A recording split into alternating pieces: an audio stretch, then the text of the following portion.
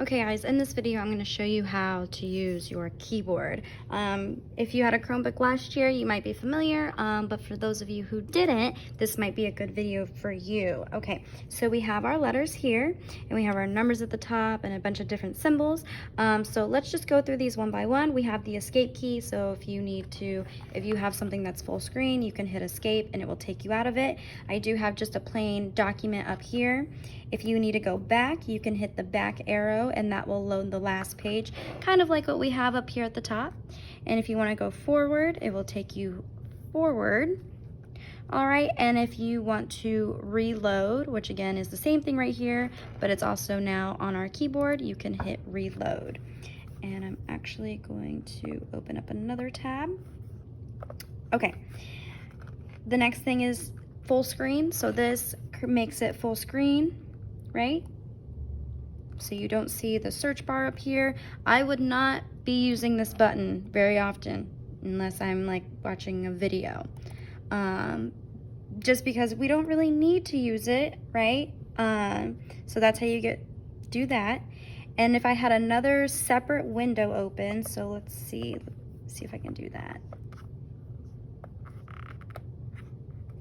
Okay, so now I have two windows open.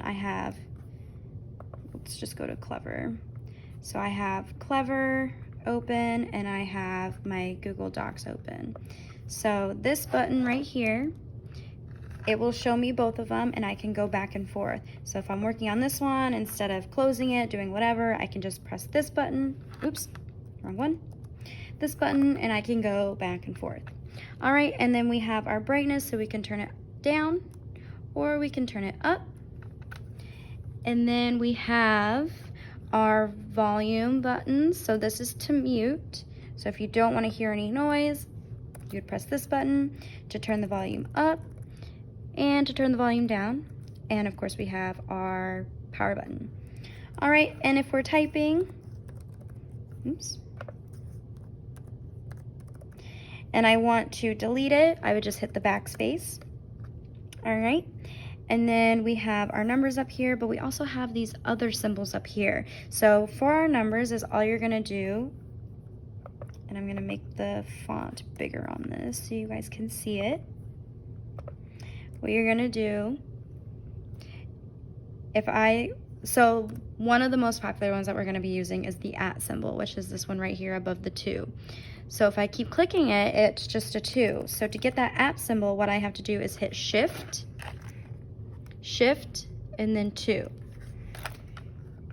And that will give you the @ symbol. You have to, again, hold down Shift and then press 2 at the same time. And that gives you your @ symbol. Okay.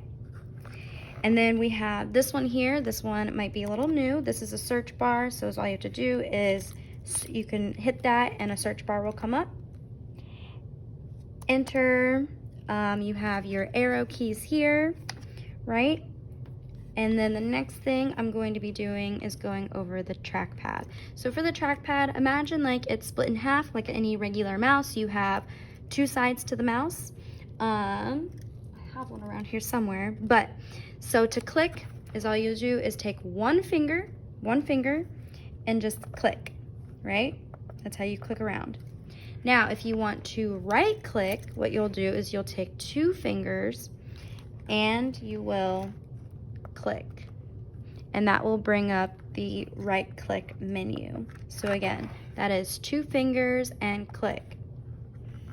Now, left click, or just clicking regularly, is 1 finger. You can do it anywhere on your screen or on the trackpad, but for right click, that's 2 fingers. So 2 fingers. Okay? Oops. So that is how you work the keyboard and the trackpad. If you guys have any more questions, feel free to comment them below or ask your teacher.